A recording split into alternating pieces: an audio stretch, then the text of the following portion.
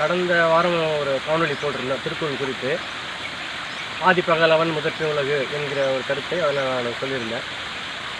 இன்றைக்கு வான் சிறப்புலேருந்து ஒரு குறளை என்னுடைய கருத்தை இங்கே உங்களோட பகிர்ந்துக்கலாம்னு நினைக்கிறேன். துப்பார்க்கு துப்பாய துப்பாக்கி துப்பார்க்கு துப்பாயதுவும் மழை அப்படின்றது திருக்குறள். நிறைய பேருக்கு என்ன அந்த துப்பாக்கின்னா ஏதோ சுடுற துப்பாக்கின்னு நினச்சிக்கிறான்.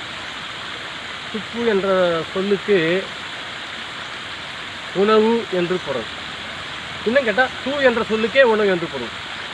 தூ கூட உப்பு சேர்ந்ததான் துப்பு. சிலர்லாம் நம்ம திட்டும்போது பார்ப்போம், அட துப்பு கட்டவனே, ஒரு துப்புக்கு வழி இல்லாதவன் அப்படின்னா, அந்த துப்பு என்றால் உணவுக்கு உப்புக்கு கூட வழி இல்லாதவன் அர்த்தம். அந்த வறுமையை சொல்கிற சொல் தான் அந்த துப்பு கட்டவனே என்று சொல்லுவாங்க.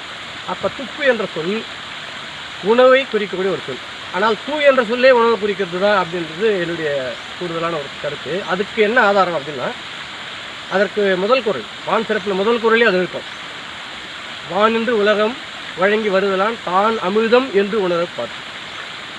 அந்த மேலிருந்து கீழே இறங்கி வருவதனால் அமிழ் தூ என்ற ஒரு கருத்து. தூ அமிழ்ந்து வரக்கூடிய தூ, மேலிருந்து கீழே வரக்கூடிய உணவு என்ற சொல். அமிழ்து என்ற சொல் அமிழ் கூட்டல் தூ என்று பிரிச்சுக்கணும்.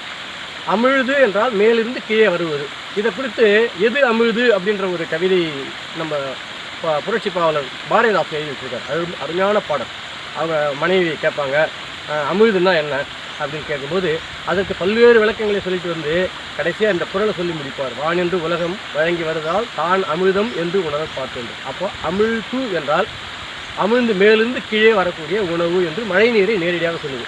அதுக்கு அடுத்த குறள்லேயே அதுக்கான விஷயத்தை இப்போ நம்ம பேசுகிறோம் பாருங்க.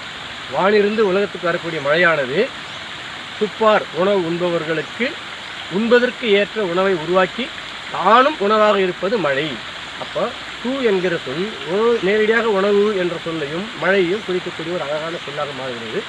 அந்த வகையில் இந்த திருக்குறள் துப்பு என்ற சொல்லை உணவு உண்போர் என்பதற்கு ஒரு அடையாளமாக இந்த குறள் காட்டுகிறது.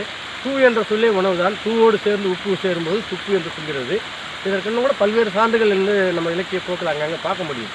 இருந்தாலும் இந்த காணொலியின் வழியாக இந்த ஒரு குறளுக்கு இந்த துப்பு என்ற சொல்லுக்கும் தூ என்ற சொல்லுக்கும் உணவு என்ற பொருள் உண்டு என்பதையும் நாம் ஒரு பட்டுக்கூடாக நினைத்துக் கொள்வோம். இதை ஒரு கருத்தாக உங்களோட சொல்லி இந்த காணொலியை நிறைவு செய்கிறேன்.